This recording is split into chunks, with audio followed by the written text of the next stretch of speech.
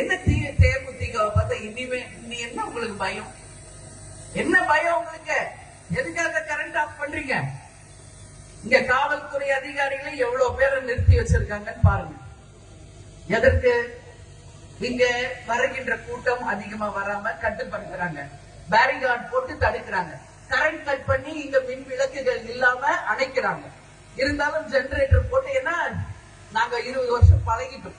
எங்க போனாலும் இந்த மாதிரி எதிர்ப்புகளை சந்தித்தே வளர்ந்த கட்சி தேசிய முற்போக்கு திராவிட கழகம். எந்த சலசலப்புகளுக்கும் இந்த நரி பயப்படாது. அதனால இன்னைக்கு ஜெனரேட்டர் போட்டு இன்னைக்கு கரண்ட், இப்ப கரண்ட் வந்திருக்கு லாங்ல. நான் பாக்குறேன். என்ன கேக்குறேன்? ஏன் பயப்படுறீங்க? தேமுதிக பார்த்து வாங்க, தைரியமா தேர்தல் களத்துல நிற்போம். மக்கள் முடிவு செய்யட்டும் எந்த கட்சி நேர்மையான கட்சி, எந்த கட்சி உண்மையான கட்சி என்று. அதனால இன்னைக்கு காவல்துறை அதிகாரிகளை ஏன் தேமுதிகவை தடுக்கிறீங்க? காவல்துறை நீங்க காக்கி சட்டை போடுவதற்கு அடையாளமாக வாழ்ந்தவர் கேப்டன் அவர்கள்.